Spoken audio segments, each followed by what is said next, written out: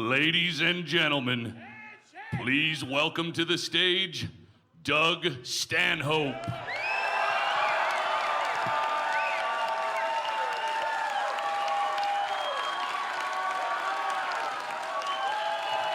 Thanks. Thanks very much.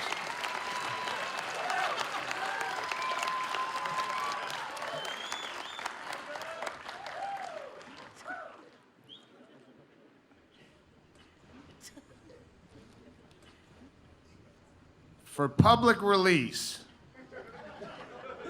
on Saturday night, May 25th, while performing in Las Vegas, I made comments and performed material that I now understand to be utterly deplorable and indefensible. It is now a source of great shame and embarrassment, and I want to offer my heartfelt apologies. I'm gutted by my own carelessness and beg you to know, deliver earnestly, this is not who I am. I intend to take the time in the future for great soul searching and hope to come back a more sensitive and insightful human being. I only wish there was some way I could go back in time and erase this whole ugly affair.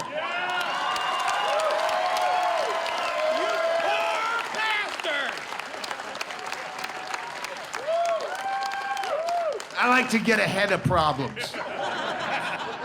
I decided I'm gonna do this whole show backwards, kind of, where I'm gonna open with what I was gonna use as my closer, but my closer I really like, and it's about dead kids, and that makes me happy, and it sets a tone for the entire show. So I go, yeah, let's do it that way. Perks me up in the beginning. And I'll tell you, there used to be, in any given recording or special or whatever the fuck you call them, a large portion, not a large, but a certain percentage of my material was based on cable news, shit I watched on CNN or whatever cable news, and I don't have that anymore because since the election, there's only one fucking subject on cable news anymore, and it's just that one boring fucking story that I don't care about, I have nothing to add to, I never even say his name on stage, just ignore it. It's your fucking problem. You deserve that fucking guy because you're the generation that made this happen. You are responsible for making all these talentless blowhards famous just for being fucking assholes, and now you got one that you call your leader. So fuck you, none of my business, I'll be dead soon.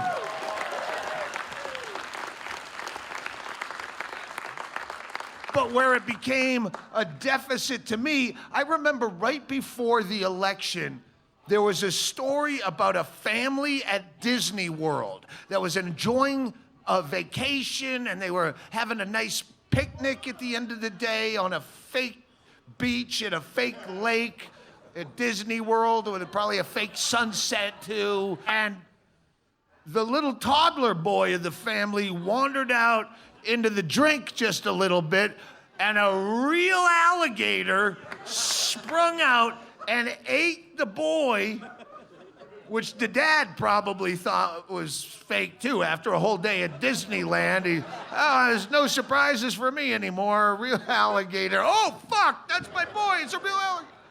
So the dad, he grabbed the boy by the wrists, but by now the alligator has the boy up past the feet, past the waist, and as they say in the business, possession is 9/10 of the law. And that has to be a very emasculating, devastating experience where you have to concede defeat in a tug-of-war with an alligator when your boy is the rope. Like, I can't, fuck. Oh, but you try it, honey. It's a goddamn alligator. The fuck am I supposed to? This whole vacation was your idea. I'm not responsible for. I tried my best. And it was like weeks after that story. I remember watching that at 2 a.m. And then the election happens, and then that's all they talk about. All the cable news. Oh, did you see what he tweeted this week? That contradicts what he tweeted last week. Let's have a panel of 8 eggheads all sit out here and discuss this for an entire hour. Should he apologize? What's your opinion, Brian? Well, you know my opinion because of the network we're on. We all have the same fucking opinion. How many kids being eaten by alligator stories am I missing because of this fucking onion head in office? I have a business to run, people.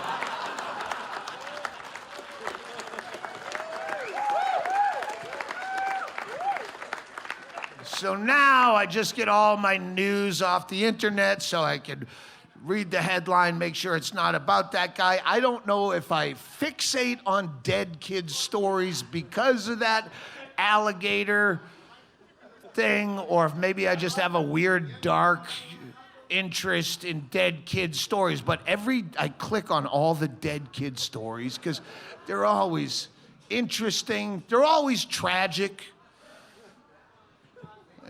necessarily. I've never read a dead kid's story where at the end I felt justice. You had it coming, you prick. How many times did your dad warn you not to talk on the cell phone in the tub while it's charging? No, they're all tragic, but one of the patterns I've noticed is almost every dead kid's story ends with, and the family has set up a GoFundMe page. For what? I don't know anything about what it's like to lose a child, but if there's one thing I do know, if nothing else, you're making money. A lot of money. Shitloads of money. The littler the kid, the more money you're making, because now all that money you no longer have to spend on the big boy pee pants and the Lunchables and the juice boxes, that's your petty cash coming right back into your pockets. All the Pop Warner gear and the Air Jordans and the tuba lessons, that's your fucking money is racing back into your fat khaki pockets. The orthodontist, he had teeth that came straight out at you. No longer your concern. That's your bank. It's like you're in one of those phone booths on a game show where cash blows all around and you get to snatch as much out of the air as you possibly can, and you're gonna start a GoFundMe page on top of that? You greedy cocksucker, playing on the sympathies of your friends and neighbors.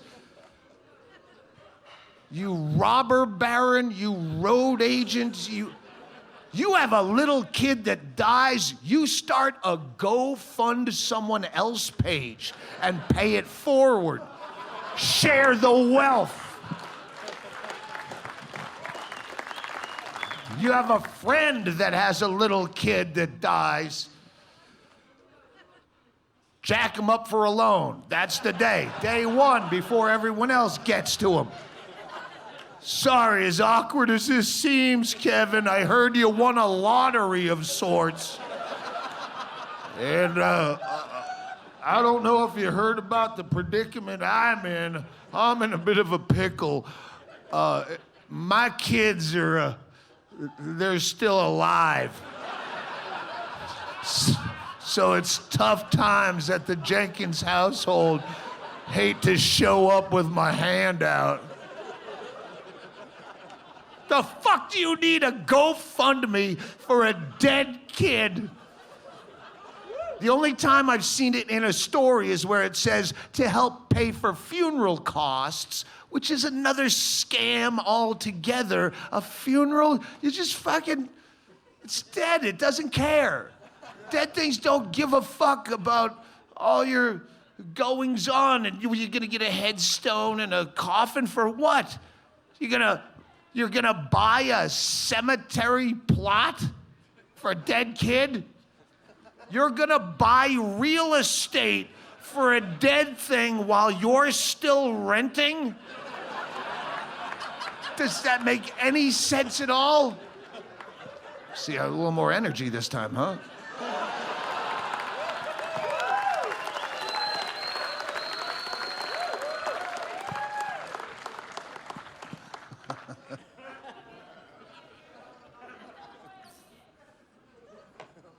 You have something that you loved that's now dead. That vessel is still sitting there. You donate it to science. That's what you do.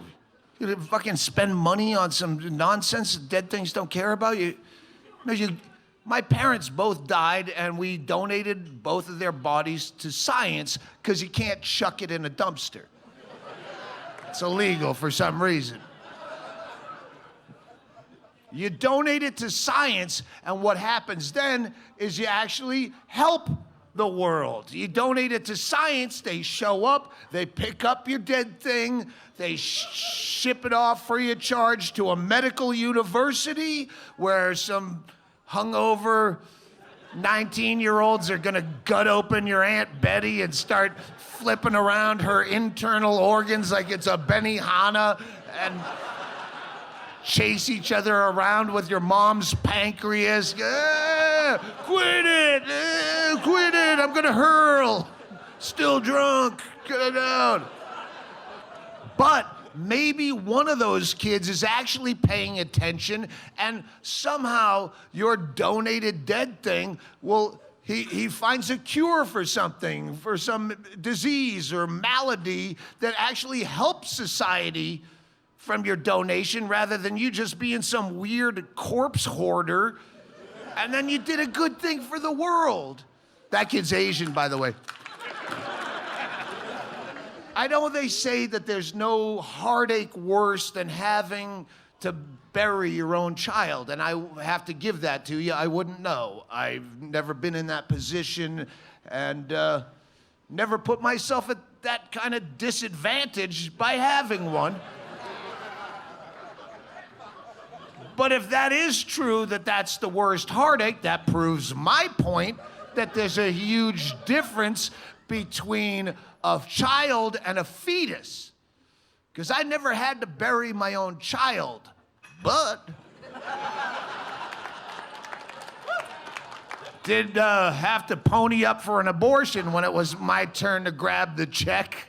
And heartache with an abortion?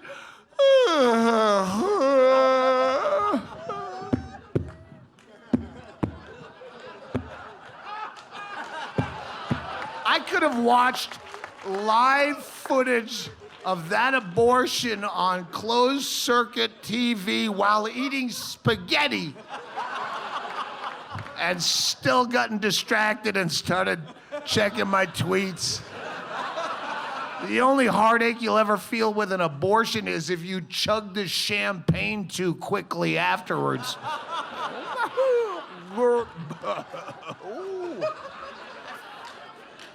And if you started a GoFundMe page for an abortion, I would kick in a few dollars and retweet that to my Twitter followers, because that is an effort worth investing in for the planet.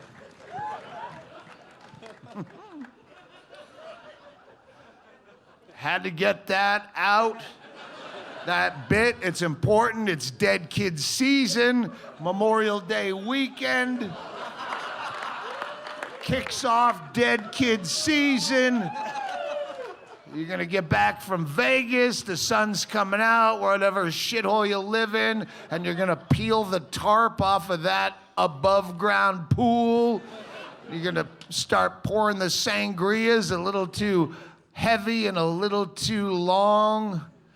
And I didn't think I was that drunk, but you stopped watching the gate, and then all of a sudden, little Kelsey is now bobbing around a little blue bobber that afternoon, right beside the pool noodles and gonna fire up the jet ski and zip Sarah around the lake. And you didn't think you were that drunk, and now she's all wrapped up in the propeller.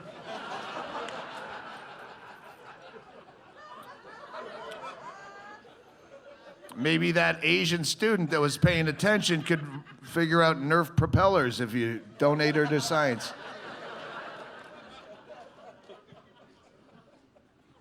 I don't know where you guys are from, and I don't give a fuck. But wherever you're going back to, I'm sure I'm booked there eventually.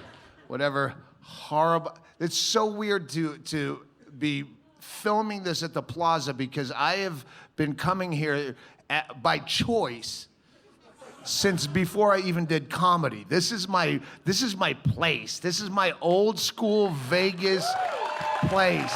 And fucking Oscar's Steakhouse and even the worst parts of it. I have to go, that's the reason I come here. It's vintage fucking Vegas. I don't get to normally play any place that I want to be or you want to be at the same time.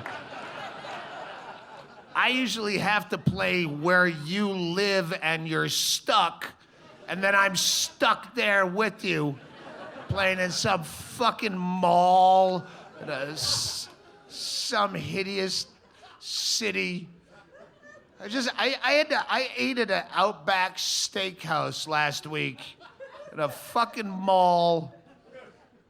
And there was people there, like, are you a comic too? Because unless you're stuck and that's the only thing walking distance, why would you be in here? Outback Steakhouse couldn't be less authentic if Jim Jeffries was your waiter.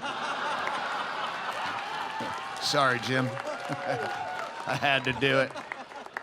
But that's what I do for a living. I come visit you in fucking horrible places, and then I'm stuck there for at least a day, usually at an airport hotel, some mid-range, like 2.5-star, beige-ish, brownish, salmon-colored inn. It's always an inn, like a Days Inn or a Comfort Inn or a Quality Inn, and they're all in a fucking row, and you walk in and it's full of mid-range 2.5-star folks doing dumb shit. Oh, it's a Dance Moms competition this weekend. And there's a bunch of kids in ballerina outfits and fucking, I'm using my roller bag as a cane, coming in shit-faced, and there's kids pressing every button on the elevator because their parents can't afford Six Flags, so this is a thrill ride for the kid to go up and down, and you go, don't hit the kid, don't hit the kid. It's not your kid. If you had your own kid, you could beat your kid in effigy of that kid, but it's not your kid, so don't hit the kid. Talk to the businessman with the fucking lanyard. There's an old conventioneer business fuck. You look like Mitch McConnell and you have really bad small talk, but a very large lanyard. They wear big lanyards around there. Northeast Arkansas Assembly of Special Needs Educators. Well, you need a fucking backstage pass that size to get into that 8:30 a.m. TED Talk? Are you kidding?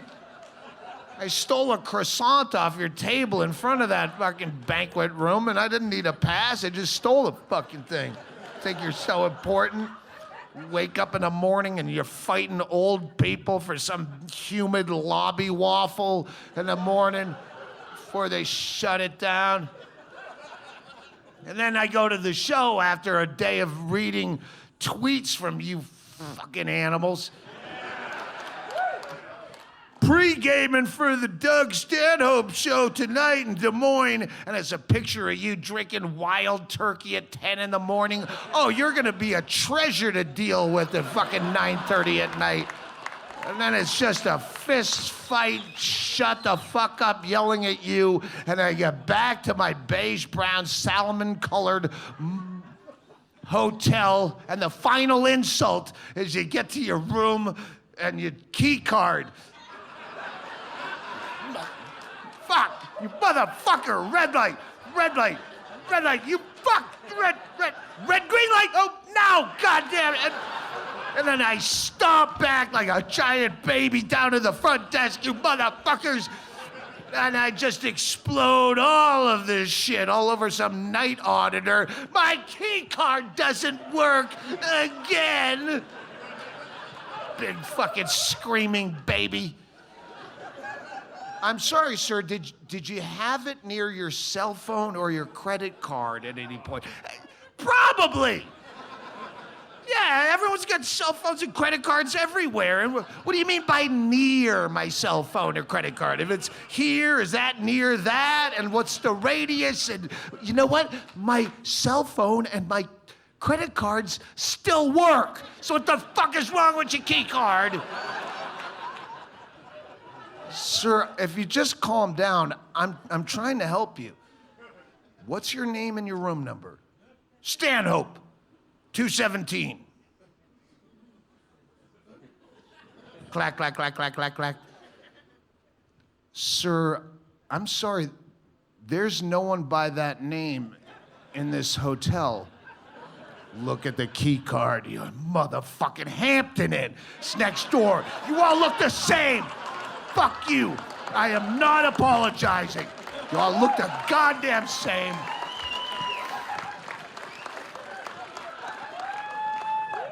I prefer a one-star hotel.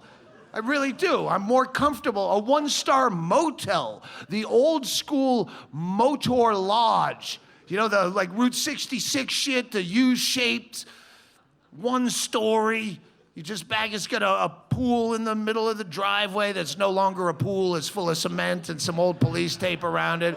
And you just back your van this close to the motel room door and you just hurl your shit inside. You don't have to interact with people, just leave me the fuck alone. I look for my lodging based on the one-star review. Because a one-star review will tell you things that you're secretly looking for that the proprietor could not openly promote.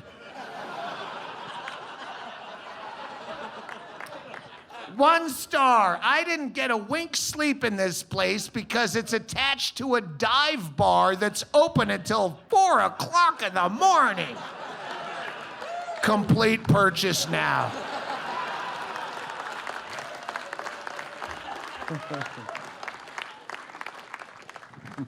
This is no place for children. No place is a place for children, except maybe a cat carrier in a storage unit. That'd be fine.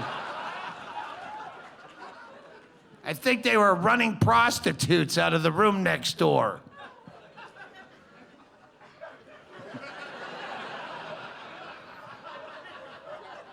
One star. The entire place reeked of stale cigarette smoke. Oddly, that's my cologne.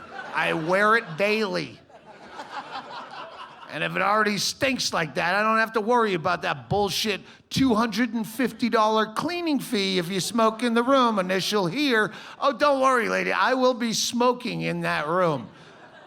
But it'll be fine, because when I get home from that fucking ugly show, I'm gonna put a wet towel under the door, I'm gonna chain smoke cigarettes while I ignore missed calls from friends that I don't keep in touch with anymore and fucking regret my life.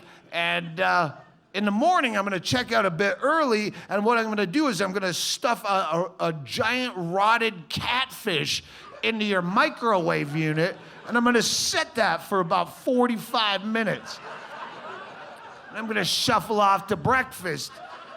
And while that beast of burden slowly explodes and blisters and bleeds and burns onto the walls of that microwave unit, I'll be dining comfortably in the knowledge that you're never gonna be able to smell cigarettes in that room again. We'll all be just fine.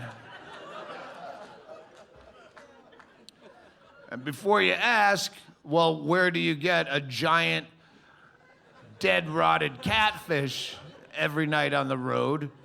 It's in my rider. I don't ask for a lot.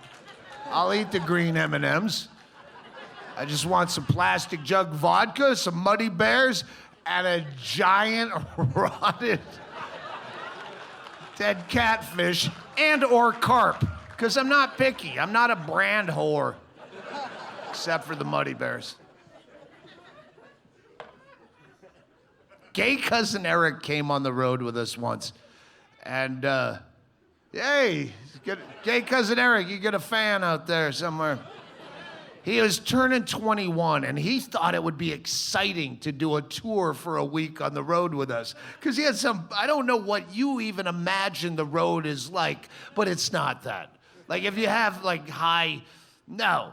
But gay cousin Eric is 21, and he thought it's all gonna be like, you know, strippers and after parties and fucking penthouse suites and plates of blow in the green room. And Eric, we don't even have a green room half the time when we're playing the middle of this pig country. A lot of times we're just sitting in the van at the fire exit in the back alley of some fucking gin joint roadhouse place, staring at our shoes. That's what we do on the road. We stare at our fucking shoes, yell at people, get back in the van. After about 3 days of dead silence, no one talks in the van, you wake up, you get in, stare at your shoes. Greg Chaley will put on a podcast of a comedian that you hate so you can silently judge him as you sweat out alcoholic remorse.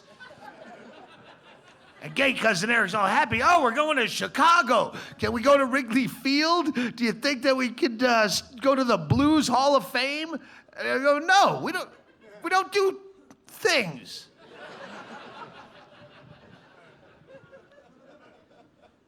And I remember that Chicago gig, we were staying on the outer loop of Chicago in one of these jalopy motels. And it's like 5:30 at night. Still no one's talking. We're eating some gas station pizza. Nothing. We're not hungry. It's just at that hour you have to throw some kind of wet, doughy substance down your neck just to slow up the flow of the alcohol that's about to be dumped your way at showtime as a prophylactic measure. It's the same way you would sandbag before a flood. It's not aesthetics, it's for safety. So we're jamming pizza in our head quietly, and gay cousin Eric, it was one of those moments where I just saw the exact moment where all his hopes and ambitions for this fun on this tour just dropped out of his face. Like his face fell. You know when like you do hallucinogens with a buddy and you can have an entire dialogue with just one glance, just one look on your face, you've spoken volumes. You just like... And you know every single thing that you're... But this was the opposite with Eric because it was a negative, where I just saw him look up at me like... I don't... It was that subtle, but I know what he meant. And it's not gonna get better, Eric. Keep in mind, gay cousin Eric was not my cousin. He's at that time, he was my brother's then wife's, now ex-wife, but her nephew, not even close to related. He's not even really gay. We called him gay cousin Eric to hide the fact that he was Jewish. That was the running joke. So I'm not really invested in how much of a good time Eric is or is not having. But at that moment, he had pizza sauce on his face, and he just reached down and grabbed a hand towel off the carpet. And my reflexes were not quick enough to stop this from happening. So in slow motion, I'm going, oh, no! Whoa! No, Eric, no! Eric, you never used the face cloth that's underneath the laptop in a comedian's motel room. Oh. Oh, you're gay now, Cousin Eric. Oh, you are so gay now. I bet there's a 1-star review about that motel from gay Cousin Eric now.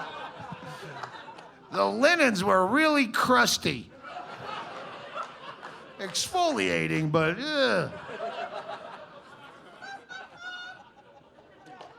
I would guess at this point, probably 3/4 of the email I get are survey spam, basically. Like everything you buy, every fucking service you get, somehow they have my email address and they want to know, hey, how about some feedback? You got your oil changed. Give us some feedback. The cable guy came to your house, and how was your experience? And fucking every Amazon purchase you make, right?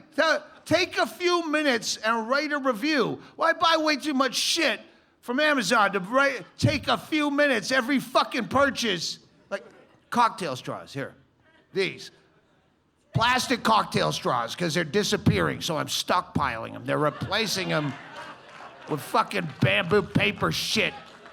No, I'm not gonna disrespect a cocktail with some fucking paper straw that's just gonna flatten out. So I buy these, like $1.99 for 1,000 from China with no shipping charge. I don't know how that's humanly possible to send me 1,000.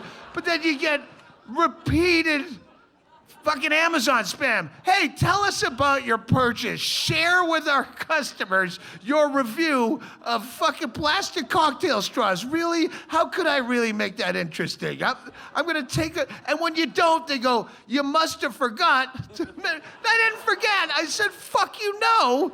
I'm not a cocktail straw reviewer.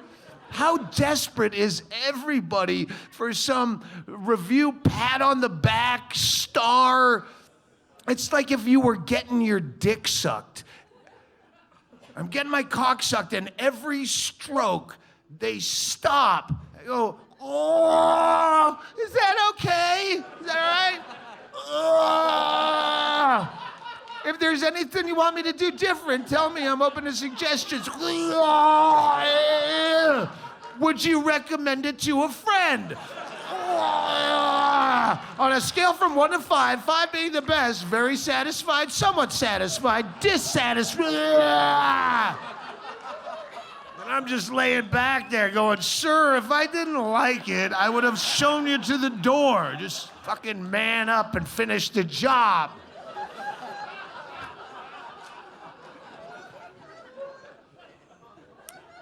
If I have some beef with a big corporation, I'm not gonna waste that grievance in an email. I am gonna call the 800 number old school, because I want the human connection where I can hear the tears on the other end of the phone when I bellow at them because I wake up hating myself and want to blame the rest of the world. And I use that as an outlet. And I don't target Indian call centers.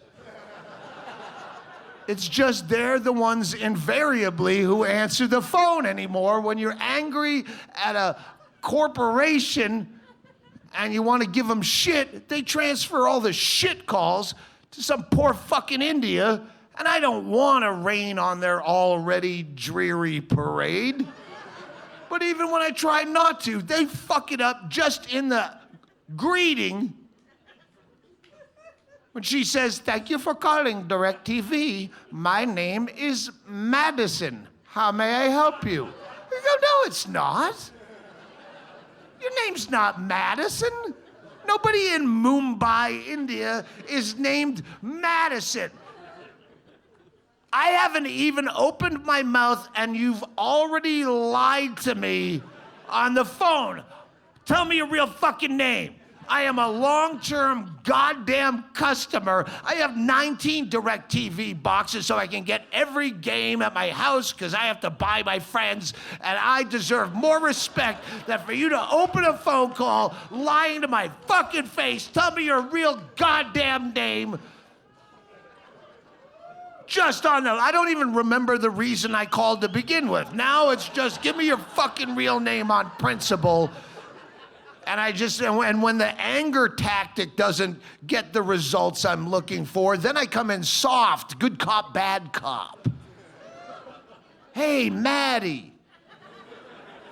Listen, I know the game. I understand the racket. You live in a poor country, it's hard to feed your family. Yeah, you had to take this shit job at a call center to make ends meet. Your own name is unpronounceable in the English language.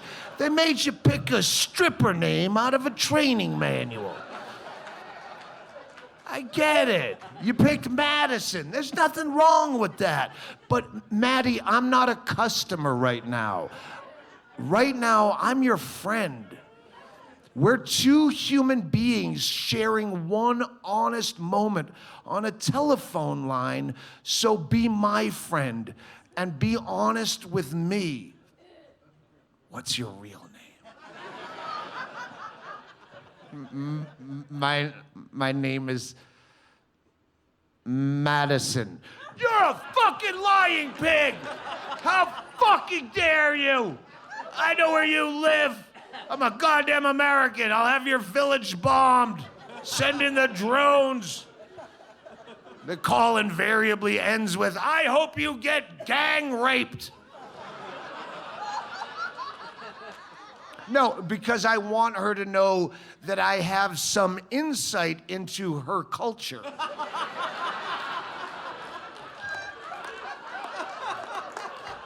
Because that's how they do. In the India, that's a thing. It's what they have to deal with. Indian men gang rape. It's sad and it's savage, and because Indian men are not strong enough to rape by themselves. It's physiology or sociology. It's fucking science. You get your GED and come debate me, but it's true. Indian men don't have the upper body strength to pin and submit. Did you ever see a Indian dude in the UFC? No, you never will. Unless he's a ring girl. That's why they created their god Vishnu with so many arms to represent what it would take for even their god to be able to take a lady down alone. I don't take this the wrong way. I'm saying Indian men are basically the women of men, in that they, like, if there were no women, Indian men would be the ones that you'd want to make the love at. Hopefully. Like on a good day. Yeah, sometimes you're gonna get drunk and slum it with a hipster, but you're gonna be imagining him as an Indian man underneath you because Indian men are the most beautiful, polite, accommodating, docile, supple of men. They have that sick, silky, thick black hair, just dense everywhere. Their whole head, their whole one eyebrow, their back, soles of their feet. Legend has it, hair as thick as their head, like a slipper on the bottom of their feet, skating on sunshine. Indian men are the most attractive of men, not to women. Hence the rape problem with their gang raping. But I'm a dreamer. I'm an idealist. I like to believe in a world where everyone lives on a level playing field, where everybody's equal, where an Indian man could at least believe in himself enough and have the courage to at least try to rape solo.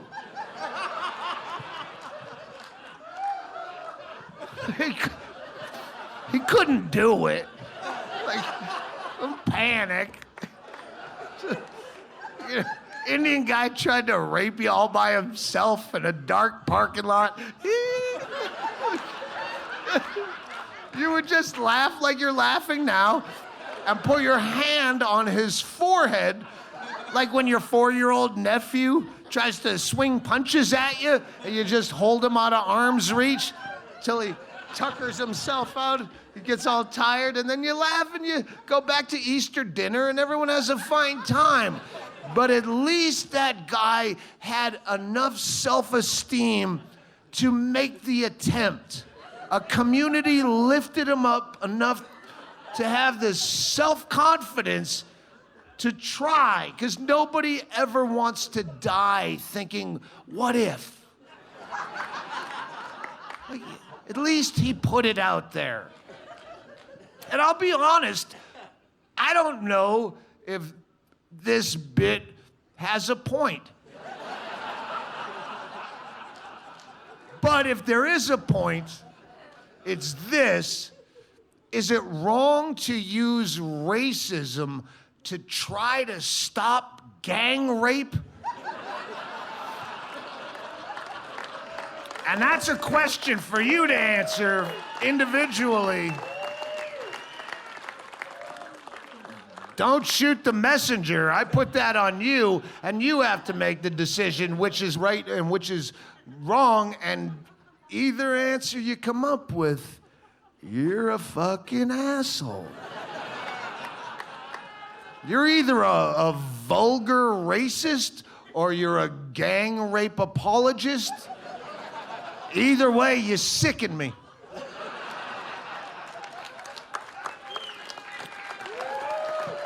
Can't believe I perform for you people.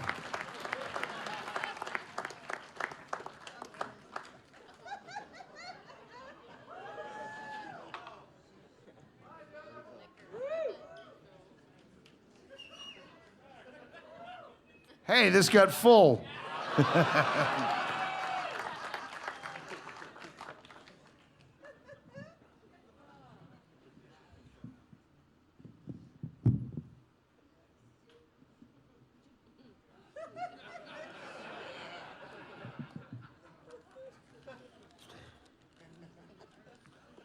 On the night of Saturday, May 25th, I made wildly inappropriate stereotypes regarding Indian men that I thought were said in confidence.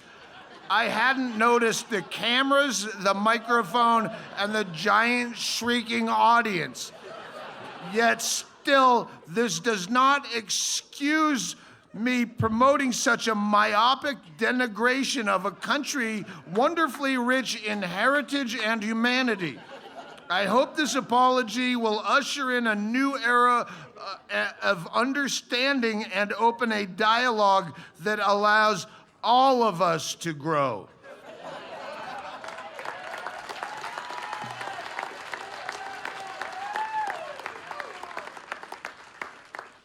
And rape jokes are never funny. You cannot make jokes about rape because at least in rape culture, rape jokes are never funny.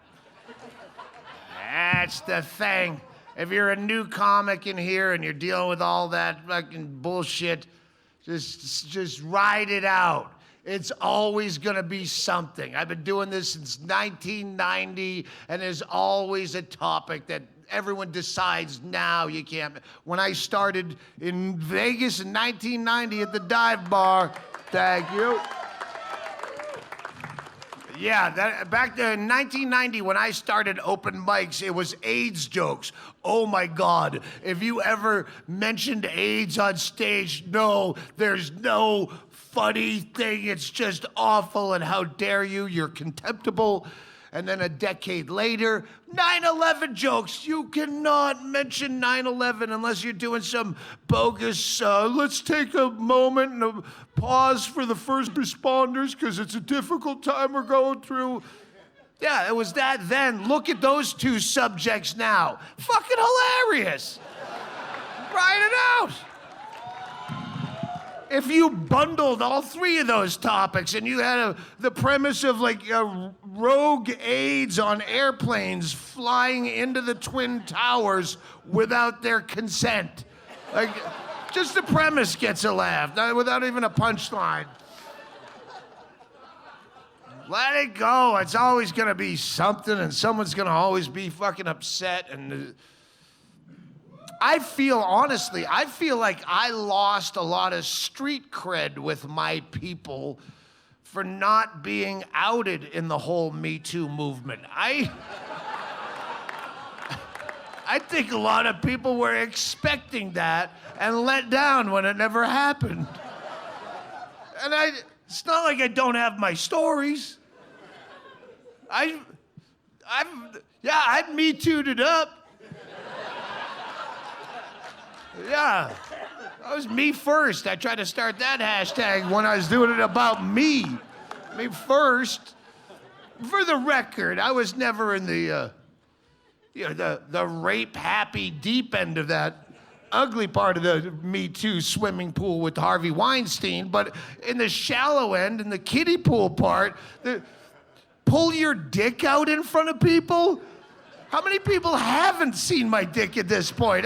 Half my career, that would be a go-to thing if I couldn't remember my next bit on stage. I'd just pull my dick out. Hey, take a Polaroid picture with the Jägermeister girls and $5. Yeah, I'm pulling my dick out. I pull my dick out all the time. I pulled my dick out in front of Louis C.K., and there's a picture of it in my book. I the Predators. And unlike Louis C.K., I didn't ask him permission politely first. Just pulled my dick up for a picture. I can't get Me Too'd. I had a friend of mine, a comedian named Alicia Wood, that tried to Me Too me last year on Twitter with a story that only made me think, oh, fuck, that story should be in my act. I forgot all about it. She just reminded me of a hilarious story that I banked away somewhere in some dead gray synapse. Then I called her up and I go, what the fuck are you doing? Like, that story needs to be written long form. You can't, there's so much meat to that story now that I'm remembering it. You can't put that in a tweet. So I'm helping her write and edit my own Me Too me story because it's fucking funny and she's wasting it. The story is, it's the early 2000s probably. We're playing a comedy club, Looney's in Colorado Springs, and after the show, some guys wanted a picture with me, and back then, again, pull my dick out was a regular thing for me. Back then, that was CD days, where you'd have a CD you sold after a show for $5 for gas money. And people would say, hey, will you sign it? And I go, oh, I don't have a catchphrase like get her done or nanu nanu or something. So I just occasionally pull my dick out and trace my shrunken dick on the insert and then sign over it because I had plenty of room for both. And it was a different day and age. It's not like the current climate, which I hate that. The current climate, you know what? When you never leave your house, the current climate is wherever you set the thermostat when you left last. So these guys, they want a picture, and I go, okay, let's all drop trow for the picture. Standing in the lobby of a comedy club with our dicks out. It was funny. The guy next to me, we called him Fester afterwards because he looked like Uncle Fester. He's a kid, a little bald-headed fire plug of a dude. He pulled his pants down, and he had micro penis, which is what it's called, the medical condition. Like real micro penis, not, oh, looks like it's cold out, huh? Wah, ha, ha. No, he had like a half a thumbnail, like a carbuncle. He had like just no dick. But he pulled his pants down with such heroics and aplomb, and careless, reckless abandon. That's what it is. Reckless abandon. Pause for edit, because that's what I wanted to say all weekend. He pulled his pants down with such reckless abandon to show off the smallest penis in the world that we immediately fell in love with this guy. Like, you are the fucking gutsiest, beautiful, fucking strong human being. We befriended him and we took him out with us and we brought him to all the bars and got him hammered, and then he ends up back at the comedy condo, which is, you know, a apartment where they put up 3 comics, 3 bedrooms, and we got more drunk there. And at some point, it was my idea to do blindfold hand job. And I said, Fester, this is what we're gonna do is we're gonna blindfold you as me and my buddy Ben and a waitress that was a drunkard and a player and a fucking regular solid folk. And I said, we're gonna blindfold you and you have to guess which one of the 3 of us is giving you a hand job. And I know she's gonna do it. We made the eye contact, she's in. But even if she bailed out, I would have done it. Because his penis was so small as to be non-threatening to a level where you would touch it anyway as a curiosity.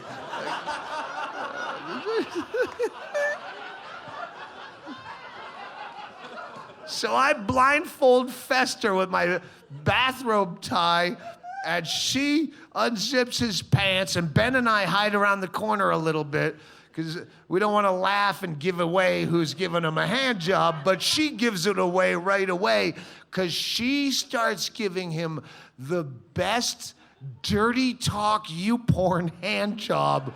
She's like, oh, I can't wait to see this cock come for me. It's fucking beautiful. Oh, God. This is so hot. I want to see your cum drip all over my...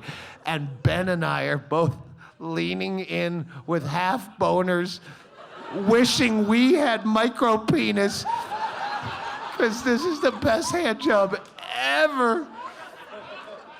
And the only thing I noticed that was missing was she needed a lube. So I tiptoe across the carpet of the living room, get to the kitchen, and I grab some Palmolive dish soap, which, not a sponsor yet.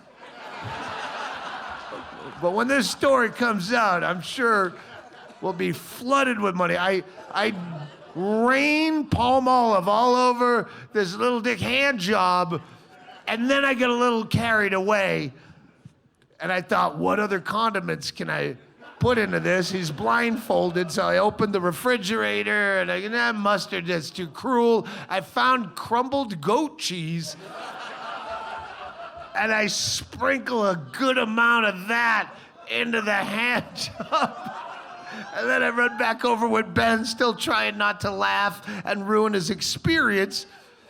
And the part that I hadn't remembered was Alicia Wood.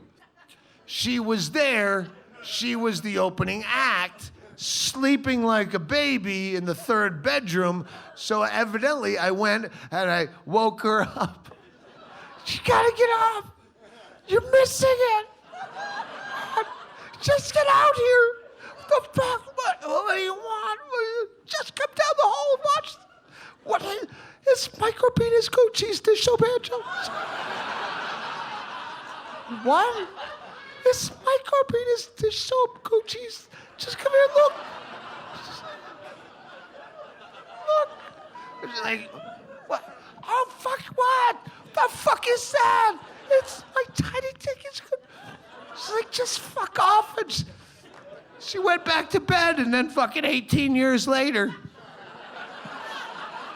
tried to Me Too that story in a tweet and said it made her feel uncomfortable. What? It's a fucking hilarious thing. Like, if I was a new comic on the road, and I got taken out. I'm actually doing this as a professional now, and I get to be in a comedy condo, and all the other comics are witnessing goat cheese, micropenis, dish soap, hand job, and you didn't wake me up for that? I would take that as a strong signal that I'm not welcome in the group. Why would you fucking leave me out like some Rudolph the Red-Nosed Reindeer? Wake me up! You're uncomfortable. Imagine that kid's mom having to do his laundry the next day. She's uncomfortable. What are you? You're uncomfortable? What are you, fucking lactose intolerant? And now goat cheese is a trigger for your... You don't like sudsy hand jobs with your choice of toppings? What the fuck? Fester had a better Me Too story in that than she did. She just looked around a corner. That kid was coerced by a powerful man that he respected and looked up to, and was coerced into receiving a hand job he may or may not have wanted. I think there's a lot of crossover in the Me Too movement where a lot of the people that you are trying to out and shame and say fuck off, there's a good cross-section are the same people that I am afraid of. The fucking douchebag Saturday Night Last Call fucking asshole Jocko bro dudes. When they can't fuck you, they want to fight me. Like, you're, hey lady, nice tits. I get, what are you looking at, faggot? It's the same guys. There's a big cross-section of that. Yet I'm still expected to fight that guy.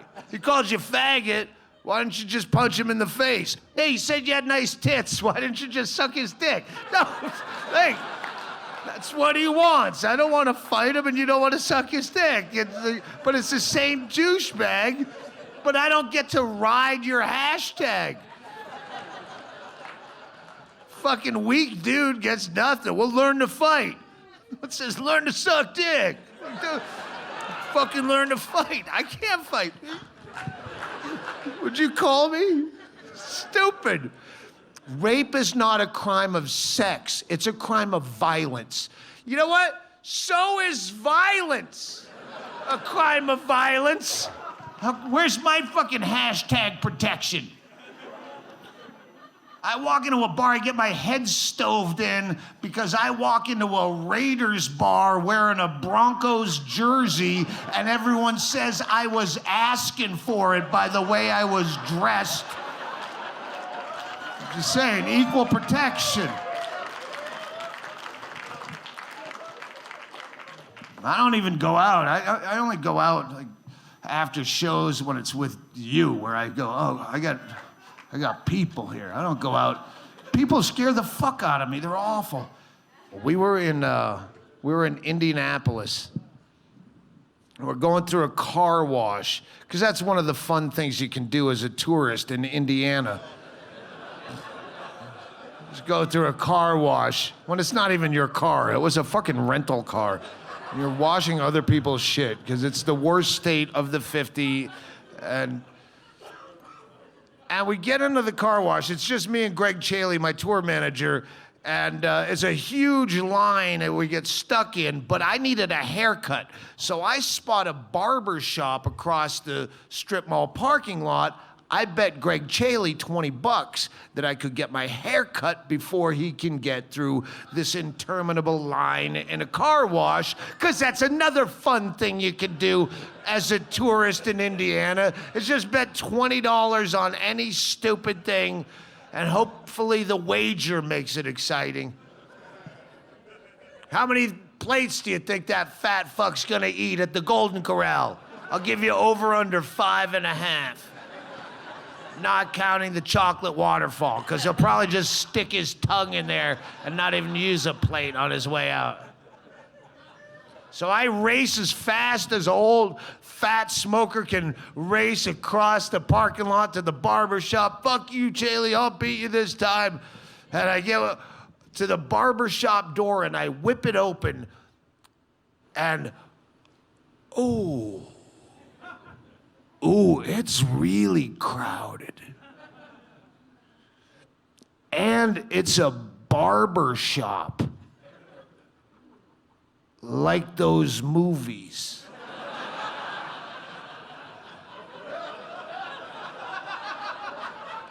It's a very urban audience. It's ethnic crowd. The defensive line in football.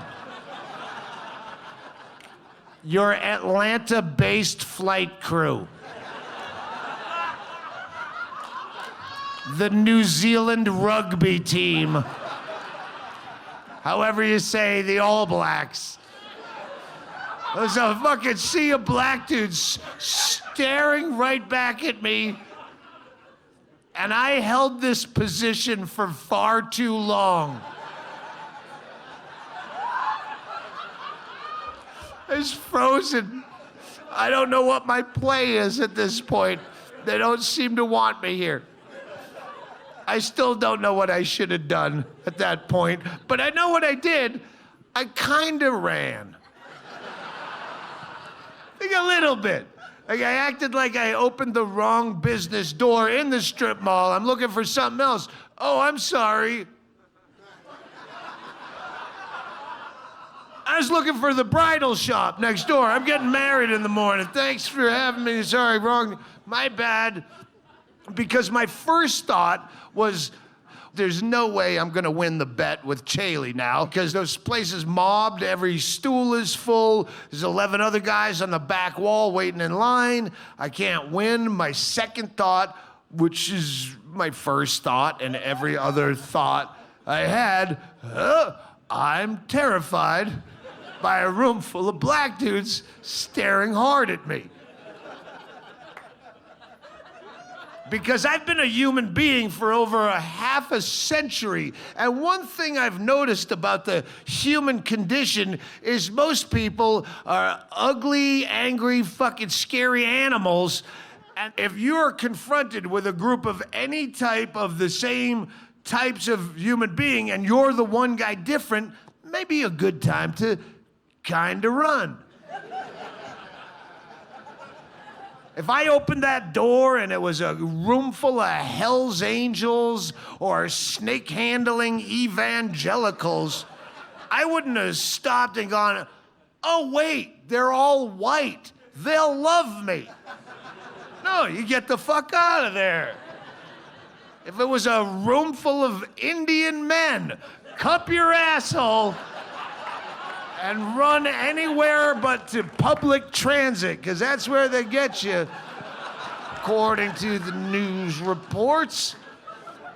So I get about halfway across the parking lot, and this old barber comes out, and he looks like Morgan Freeman, and he's smiling with every tooth in his mouth I could see from a distance, because he's so happy. He saw right through my bullshit. He knows exactly what was going through my mind. And he was, hey man, where you going? Oh, they're gonna fuck with me. I see where this is going. And I wander back over and I mumble some excuse about my friends in the car wash, and I know there's a lot of people in line and I don't have time to wait. And he goes, oh no, there's no wait. I'll take you right now.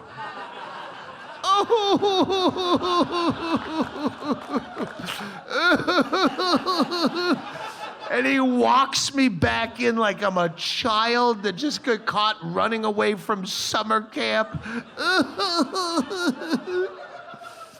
And I get in, and there was no wait, because all those guys on the back wall, they're just hanging out in a fucking barber shop. They're not there to get their hair cut, just fucking watching TV and shit. That's what they do. I thought that was an urban myth, all pun intended. But no, they actually just fucking hang out like it's a bar. And I walk in, and at this point, I am visibly trembling because I'm sober. It's early in the day. I want to explain that to everybody in there. Oh, this has nothing to do with the color of your skin. I'm a long-term alcoholic. This is what 2:30 in the afternoon looks like every day of my life. You don't get credit for the booze shakes. That's mine. Don't explain anything. Just shut up and sit down and get your hair cut. Be polite. And he sits me in the barber stool and spins me to the mirror. And around the mirror, just like your mom's beauty parlor, they have photographs of all the different hairstyles that are available to me today. And I can't find any that are appropriate for my head. They're gonna carve a dollar bill symbol into the side of my skull, and I'm just gonna sit here and take it. They're gonna put a LA Clippers logo on the back of my balded pate, and I'm just gonna smile and say thanks. Shut up, get your hair cut, be polite, over tip, which in that environment means tip whatsoever. And get the fuck out. And it was the best haircut experience I've ever had in my life. It's a fucking old dude like me. A lot of times I've noticed I was suited up, thankfully. And when you're wearing a fucking over-the-top, grotesquely loud suit and you have your shit together, a black guy will fucking notice that. And fucking, yes, when your socks match your tie, brother, man, that's fucking sharp. And he did it, he was an old guy, so he did all my old crazy eyebrows and my ear hairs, and he hot toweled me. I begged off when I was offered the straight razor shave, only because he's an old dude like me, and I don't know how much he drinks every night, and I don't know how stable his hands are. So I walked at that point. But would I go back? Fuck no. Not unless they move out of Indiana. It's the worst fucking state in the world. I should never have to play there again. I'd rather have fucking ear hair than have to play Indiana again. It's their turn to fucking move. I'd like to stop right now and point out I am not racist. And I only say that not because I give a shit if you're offended. I say that because I worry that a lot of you might be racist. And I need you to know I'm not your friend. If you can't read context into these bits or tone or intent, it's not my fault. They say that. You know what? Jokes have circumstances, words hurt. You might think that they're just jokes, but it's how other people interpret them. And if they interpret them wrong, well, if they interpret them wrong, then fucking yell at them. Don't give me shit. Don't, just because you guys don't get it and you fuck up my comedy, yell at them. Them too. Hashtag them too. Stupid idiots that don't get it. I am not racist, but that doesn't mean there's other people I don't hate for just as stupid a reason. Just race isn't one of them. I have my own isms. Sometimes there's types of people that just fuck you off. And it's just as dumb as any other, but you can't help it. It's an internal hate. You just shut the fuck up and be polite. I am an ageist. That is my big ism. I am disgusted by graphically elderly people. They gross me out so much, I can't be around them. I don't know why you bring them out in public. I'm talking like gross elderly, like not cute Keith Richards is still alive or Betty White or something. Functional elderly. I'm talking about the gross things that you bring out of a home, like Kirk Douglas kind of gross. And you bring them into public. I'm just trying to eat brunch at a Perkins on a Sunday morning, the hangover, and then I see the van pull up and you're bringing out your fucking old thing. kinfolk under each chicken wing. One more step, Berthenia. Here you go, there you go, there you go. There your other foot, good, good. The tongue is darting in and out of their mouth. It's called tardive dyskinesia, when they can no longer control their mouth and the tongue just it darts in and out like whack-a-mole.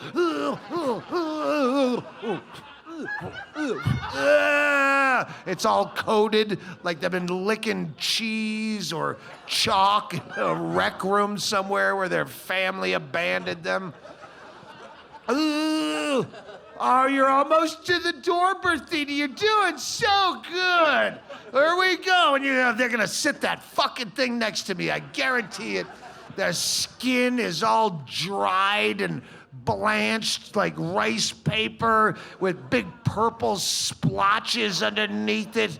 You know, if you accidentally drug an angry hangnail across that, it would bleed sausage. Just pour out a... Yeah, here we go. We're almost to the table. Yeah, it's fucking right next to me. Their eyes don't work anymore, but the pockets underneath, the big pink pockets, are full of fluid to the like an infinity pool. They're full to the top. You know, if you stuck one finger in the lower lid, all that liquid would just pour down their face like ocular bukkake. It's sitting next to me. They got scabs that were never a cut. There used to be a sunspot, and now it's some thick pepperoni dried and curling up off their scalp. And I'm trying to eat undercooked eggs Benedict right next to this. Going, oh, for fuck's sake, I'll take it to go. Yeah, it's a horrible fucking way to feel about people, but it's honest, you don't say it. I think ageism is the worst ism to have when you're aware of it. Like, being an ageist on that level is like if you were a racist who's very aware that you're rapidly turning black yourself. And somehow you still can't quell the hate.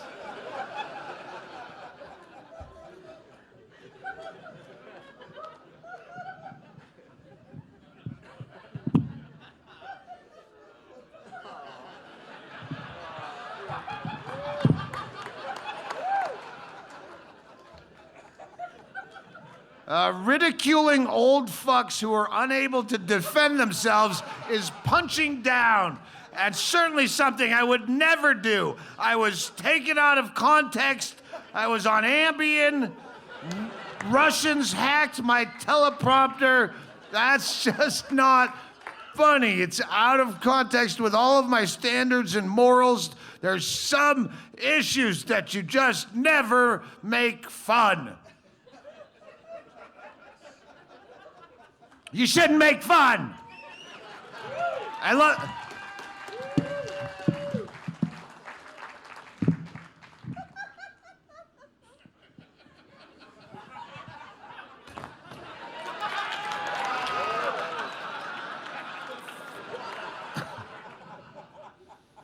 Just the idea that the expression making fun could ever be a negative. You shouldn't make fun. What? I'm sorry, did I take some subjects that are ugly and dark and soul-lacerating, painful, shitty, maybe unavoidable in life kind of stuff, and I made it fun? What a dick I must be. I can't believe just for attempting that Herculean feat of making awful shit fun, this is what you have to do in life, is try to make fun. If you know how life works, It starts out where you're born into being fed a hard diet of lies and fantasies and fabrications, and then that just turns into a series of disappointments as you start to figure out everything you know is wrong, and then you get to live in the failures one after another and tragedies that are just waiting in the bushes to jump out and bite you in the fucking thigh.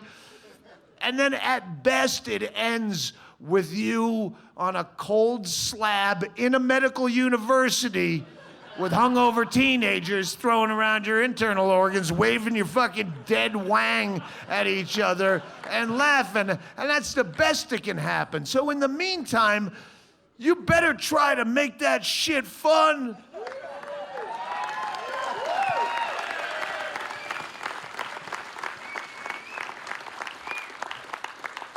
We had a friend and a fan that died. Laura Kimball was her name. And she was the best version of the word fan. And I'm dedicating this special to her because if there's one thing that she loved more than comedy, it was empty gestures. So I'm gonna dedicate this to her.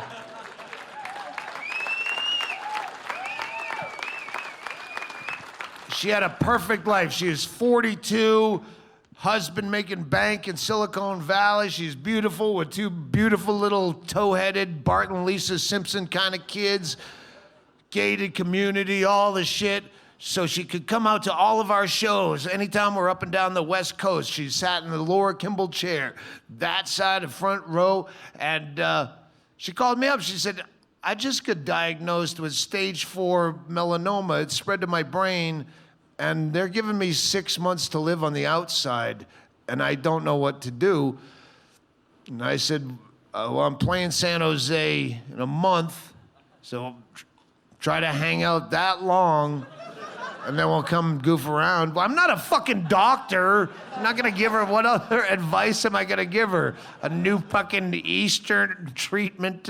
No, I'll be there. Don't die till I get to San Jose. And she showed up in the chair. She looked really good. I had written a whole pocket full of, ha, you're gonna die of brain cancer type of jokes just to fuck with her and roast her a little bit, because that's what she'd want. That's what she would expect. And we had a great night. And 2 months later, I'm playing Santa Cruz just down the street, basically, and there she is again with no warning. And she looked a little worse for the wear, but still pretty good.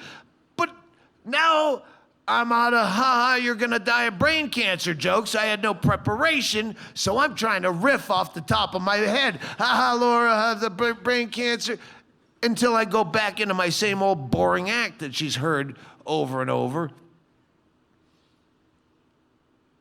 This continues for months. She lived 13 months, and every few months, she'd just show up at my show, hearing the same fucking act. At one point, I leaned into her and I go, Laura, would you please fucking die? You're ruining my comedy.